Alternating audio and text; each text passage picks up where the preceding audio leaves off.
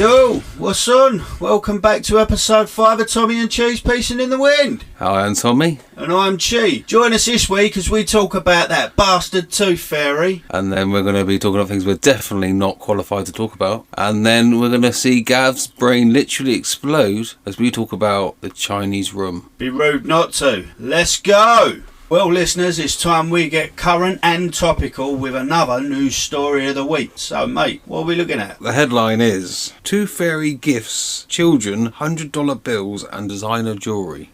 It starts off saying that the average given, in the US anyway, for teeth has gone up from $2 in 2001 to $6 in 2023. So what are we looking at? About £3. This is inflation at work here. That sparked off this whole sort of genre, and apparently this woman gave her daughter £60, a letter, a silver fairy necklace, and a Louis Vuitton bracelet. That's pretty extreme, isn't it? She is fully aware there's about another 19 of them things to fall out that kid's head, right? Apparently it was a big deal because it was her first baby tooth that she had lost. I get it, mate, but Jesus Christ, she didn't think this one through very well. Why should the first tooth being lost be anything any less traumatic than any other number? What I like is that they give you a few statistics at the end. To quote, global searches on Pinterest were up 100% for potty training reward ideas, 90% end of year school party ideas, and this one, my first tooth party. I've never had a party for losing a tooth. I've lost teeth at parties. So I'm going to look at this from a news point of view. The only thing relevant that you've mentioned is inflation, and monetary wise. That's the news angle on this. No? There was a general inflation on what we give our kids, apparently. I've always, like, when my kid lost her teeth, even all of them, not even just the first one. But I didn't have parties or nothing like that because that's just stupid. I've always spoiled her. Spoil kids. But I always got spoiled. Yeah. And I can't remember the tooth fairy ever bringing anything less than a fiver. So this story's balls. And I think that the inflation rate in America, I think they're now all really tight because they're giving the equivalent of £3. I think you got quite a lot for your teeth. I did, but put it this way, in relation, £3 will barely buy 3 chocolate bars. Yeah, which means you're going to keep your teeth longer. Yeah. I used to enjoy losing teeth. I did enjoy it. It wasn't money. It was a cash grab as a kid, losing the tooth. I can remember sitting now, getting to the point where I was like, right, if I pull my teeth out, I'll get £15 if I can manage 3. That'll be all right. And I remember sitting in class with a shatterproof ruler, wedging it between my teeth and twisting it. I did go on to need braces. It was, on reflection, it was stupid, but I was quids in. So I got a lot of my teeth out of my head because of the monetary value of it. That was just for a fiver. If you were giving me like a PlayStation or something like that, I'd take your teeth out of your head. I mean, they do mention somewhere in the article of people giving iPhones, video games. Yeah, it's a bit ridiculous though, isn't it? Even I'm going to say at this point, it has got too ridiculous now. Yeah. I couldn't even tell you what a Louis Vuitton bag is, which means it's not in my circles, which means it's well posh. But I know it's probably worth more than an elephant tooth. Your gift has sort of... It's got to equate somewhere along the line. Could you imagine if adults got presents for losing teeth? I've never thought of it like this. Why does it stop? Because it always stops. Now I've got a gripe. The tooth fairy, she'll only take milk teeth, baby teeth. What, like our teeth ain't got no value no more? Apparently not. My teeth have got more value. They cost more to fix at the fucking dentist. And yet presents stop. That sucks. Yeah. Tooth fairy, I now don't like her. She's a judgmental bitch. Well, I think when you're an adult, you're expected to buy your own present. Buy your own present? If you've got to buy your own present, you're effectively adding to your own debt. That's not a present. Anyone can get what they want at any point if they've got a credit card or cash or whatever. It's still debt. Aren't you fucking jury? Since being a child, she owes me for 3 teeth, and I've got them in a jar still. So, if she wants to show her face and collect, I don't even want payment. I just want to know why. I want to know why she only takes children's teeth. That's wrong. You want to steal all the children's teeth, but then you don't take adults' teeth. No, I don't like that. Keep the balance. Take all the teeth throughout your life. Give a little present on a tooth. You just want free shit. I want to bring back adults getting presents for losing teeth now, because it's a deal for us. Like, it's a big thing. If you lose a tooth, you're a gap tooth motherfucker. So you want your quid under your pillow? I want more than a quid. Get it right, I'm saying. Adult teeth deserve adult prizes. I don't like the tooth fairy now. All these visions of her. Just little wings, a judgmental little fairy dust. It's all bollock. Yeah, nobody likes that. She is selective. No, I don't like that. And then, now thinking about it, that there should be a cap on what people get for teeth. I'd be alright with a £5. £5's a lot of money for a tooth. £5's a lot of money for a tooth, you're right, yeah. But then again, it's a part of your body you're never going to get back again. Well, yeah, but you don't get that when you trim your nails or you cut your hair. I've got no hair. Nothing can touch my nails, otherwise I feel sick. Ever since Jeff Goldblum and The Fly, anything to do with nails, you know I'm out of the game straight away. Can't do that. I think I'm steadfast against a lot of things, but the second they pull the pliers out to take my nails, I'm telling you anything you want to know. I will rat anybody out. Is it safe? My nails. No, it's not safe. On that judgment, that is the news of the week. Okay, dear listeners, we're going to have another conversation that was brought to us by our mutual friend, the Chihuahua Man. He suddenly piped up and said, "We want to do the miners' strike," which kind of threw us both, I think. We realised we were not qualified whatsoever in any way to talk about the miners' strike. Or a lot of things, as we figured out. We ended up writing a list of all the things we are not qualified to talk about. Some things you can blag in life.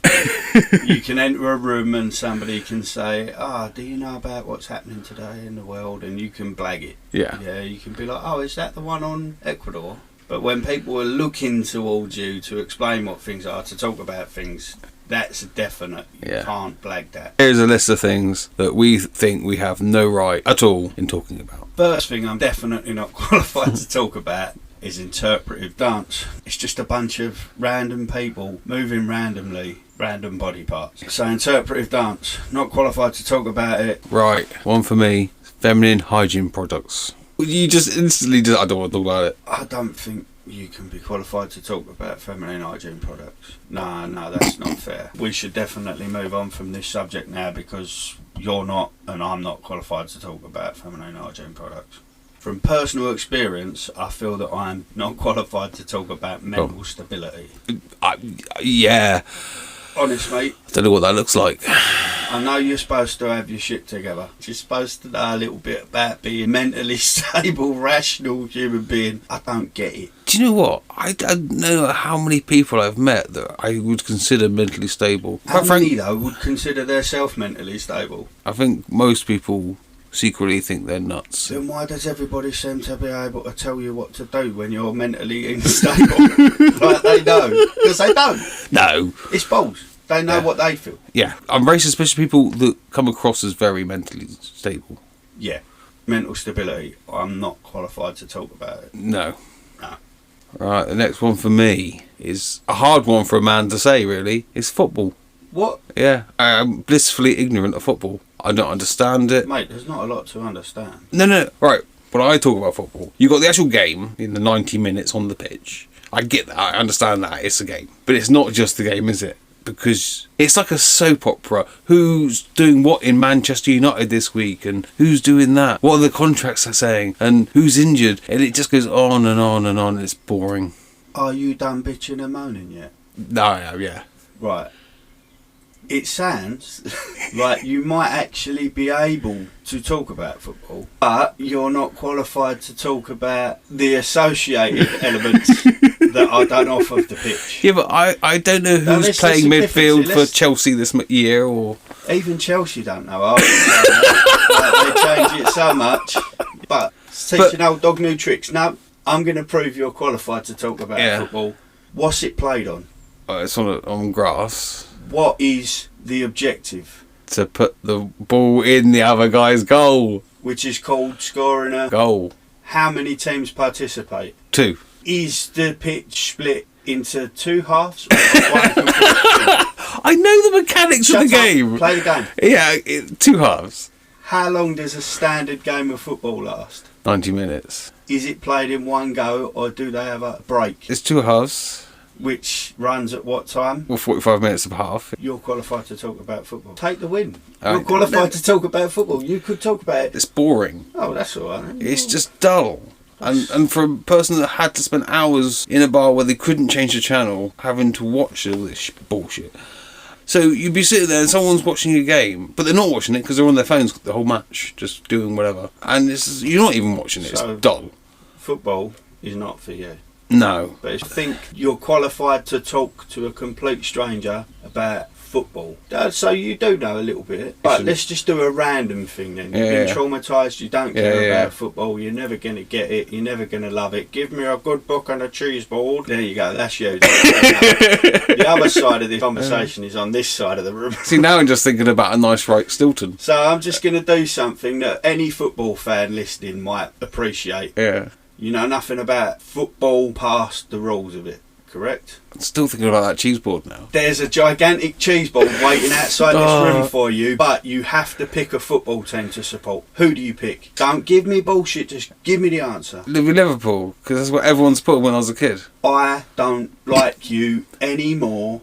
You're not my friend.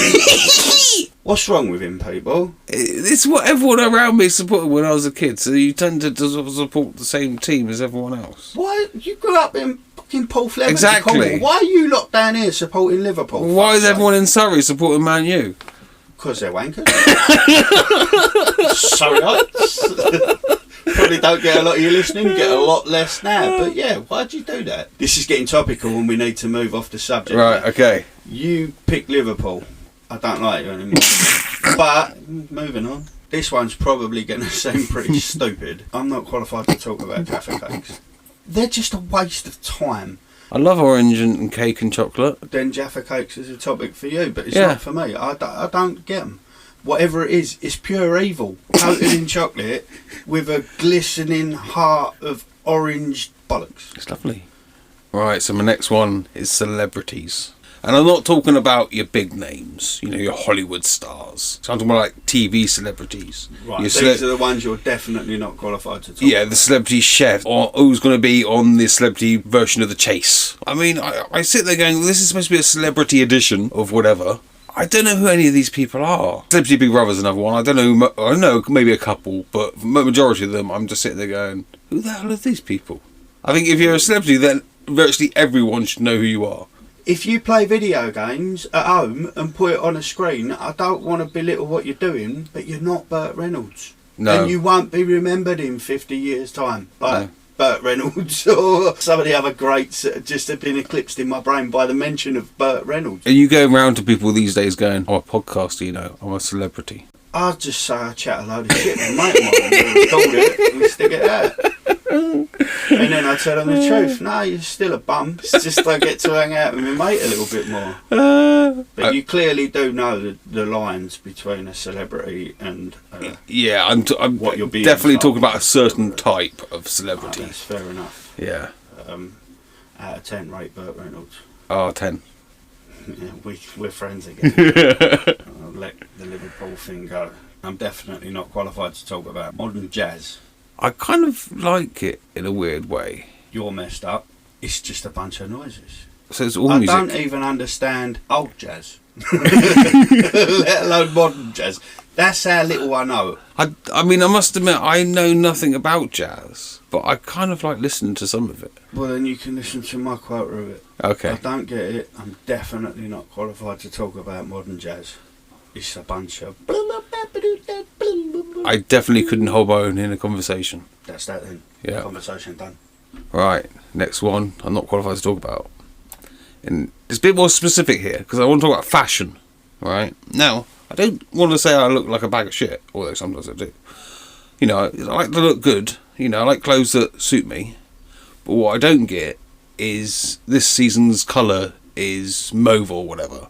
Or this season's cut is 2 inches longer than last season's. I don't get that shit. You lost me at fashion.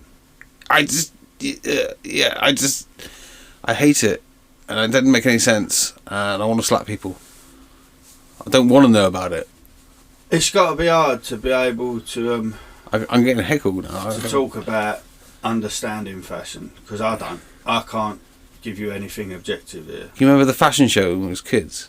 On a Sunday? I hated that programme. I hated the people that presented it. My mum always wanted to watch it. Everything it stood for.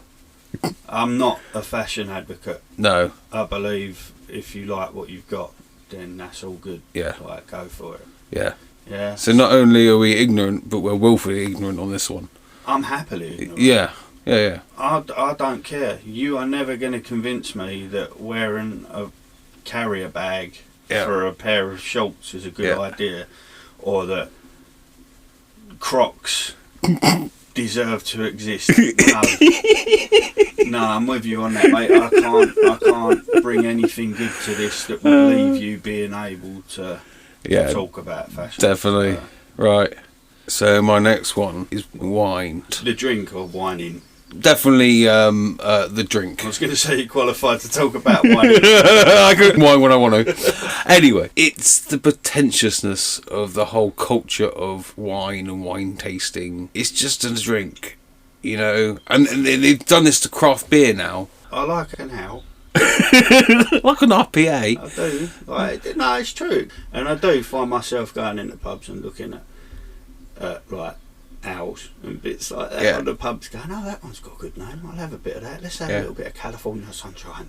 That sounds like that'll bring joy to my day. Oh, it's very hoppy. Oh, and a nice sort of vanilla aftertaste, or no, you know, and all I'm that. not that developed, right? I've got two categories. Oh, that's alright, or shit. I don't go in, it's got subtle notes of a tramp's boudoir. I don't do all of that. This is the bit I hate about the wine. This ain't meant to be about hating it, this is meant to be about why you're not qualified to talk about it. Well, this is the reason I hate it is why I'm not qualified to talk about it. Okay. Down with the system, meet the rich. Fair enough. I'll have a pale ale. I'm not sure if this is a sad thing or a bad thing or just a plain mad thing. I'm an adult, but I'm definitely not qualified to talk about being a grown-up. I feel quite sad in myself for it, having to move in a world of adults and just still view them as adults. Does that make sense? I think the scary time in your life is when something's happening and you think, I need to find an adult, and then you realise, shit, I am the adult here. So I only ever realise that when everything's gone terribly wrong. Yeah, exactly, that's what I mean. I don't want to sound mentally unstable, although I can't talk about that. I don't understand what being a grown-up means.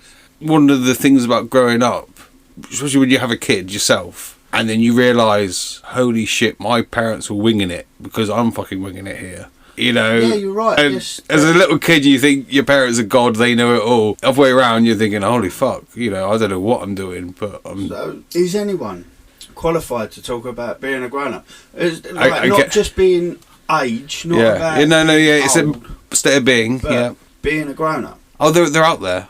And they tend to be very boring. These people have just the right amount of assurance. They get the car serviced when they should do. Then they're definitely qualified to talk about being a grown-up or being boring. Yeah. I just don't get it. I've tried. I keep trying. It's an ongoing struggle. You should meet my Uncle Bob. I love my Uncle Bob. Tell me a little bit about Bob.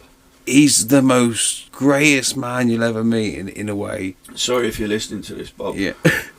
No, I do love you, Bob. Your nephew thinks you're boring as fuck, mate. Next Christmas party is going to be... He is the straightest man you will ever meet. And it's beautiful. And you get him pissed, and he comes out with the funniest shit as well. Once he told me, in all seriousness, while he was hammered, that he was addicted to water. Now, he sounds qualified being a grown-up because he's got the balance, right? Let's get Bob in. Yeah. I want Bob in now. Will Bob do it? I hope so. Tune back in the future. Let's get Uncle Bob in. Yeah. Hopefully after we meet Uncle Bob, I'll be qualified to talk a little bit about being a grown-up. At the moment, it's definitely something I'm not qualified to talk about regardless of my age. Damn with that sort of thing. Right, listeners, it's that time of the show for another one of Tommy's thought experiments. So, mate, what you got for me this week? Alright, today I've got a famous one. It's called the Chinese Room. It was made up in 1980. The thought experiment goes like this. A non-Chinese speaking person is locked in a room with a book filled with Chinese symbols and a set of instructions for manipulating the symbols. A person outside passes a note written to him in Chinese. The person inside the room responds to the note as per regulations before passing the note back to the person outside. It may appear that the person inside of the room may understand Chinese to the person receiving the note. However, the individual within the room only follows instructions. They do not generally understand the significance of the messages they are responding to. So what he's tried to describe there is how a computer works and how we respond to it. So what is the thought experiment in that statement? He's trying to show how computers deal with human language.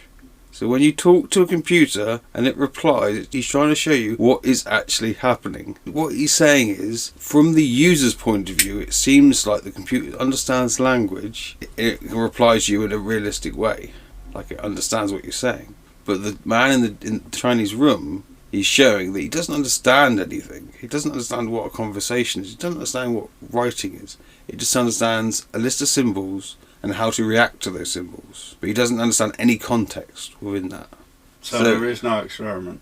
Well, that is the thought experiment. He's trying to show you what really happens. Can you just refer to it as that is the thought? Because trying to think that there's an experiment here is causing a lot of problems in my brain. There's not one, and that's why I can't focus. So, right. It's a pointless metaphor. No, it really is. A thought experiment is designed to make you think about things, about how the world works. Sometimes you've got to be, especially in psychological thought experiments, you've got to be more active in it. It's asking you something that is grey, potentially, and so you have to be an active participant. Where do you fit on this that? This isn't asking for anything. No, but it's trying to explain something. But I didn't ask it to. Is that where I'm going wrong? This is the whole point of the section. Yeah, but I didn't know. No, it's not. I don't get it. I've learnt nothing this week.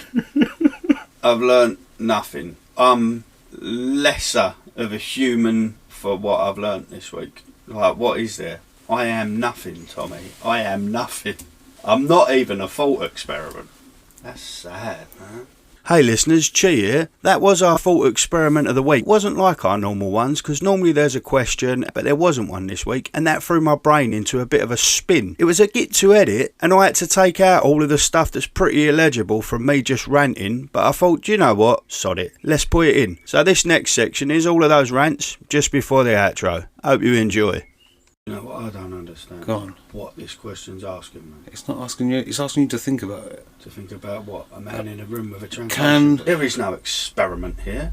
This is lies. This is a sham experiment. It's a metaphor! That's what experiments are! Tommy's metaphor experiment of the week. There's experiments not an are! experiment involved in it. There's no experiment here. That's an instruction manual. Again, it's not experimenting. No! Through metaphor! This is bollocks. This is the worst thing to ever come out of 1980. It's balls. No. This is stupid. It's not scientific. It's rage invoking. I clearly don't understand it. I don't get it. I don't get it. What am I? I have no idea at this point what you are. I feel so lost by one simple question that wasn't a question, that wasn't an instruction manual, but was all a metaphor for what was actually happening and how things actually work. Because that's the right way to do it. Oh, let's make everybody understand the most difficult stuff so that it's the simplest form. Fuck off. This is why I fuck up academically. Yeah, it's really complicated for me because there ain't a fucking question. I'd set myself up for these things thinking, right, now listen to him really hard, get all of the fact. I don't know what you want from me. Right. Oh, fuck all that shit. What is this all about? Right. What am I supposed to say to this? A very complicated idea. But I don't understand it.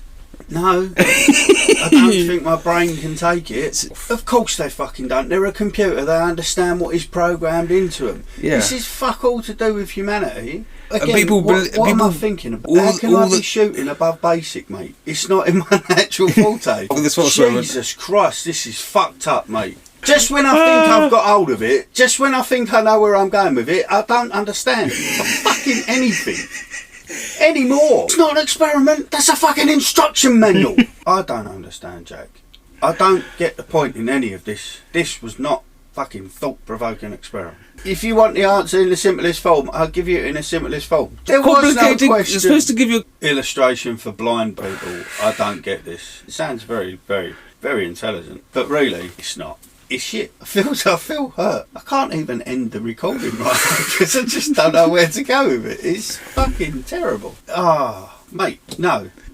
That's because I made mummy sad. We don't understand half the shit we listen to, and we understand even less of the shit we respond to. Dude, it's not going to take you long to lose me in this. I don't understand the concepts of what. I understand You are, but I don't understand what I am. I'm so lost. Feel like I'm on a roundabout inside my own skull. My brain definitely needs a bit of chill out time after this week. Luckily for me, bring us to the end of another show. Hope you've really enjoyed it and you've learnt something new or just enjoyed spending a little bit of time with us. Don't worry, we will be back again soon when we can think of more shit to talk about, but then we are full of it. Always.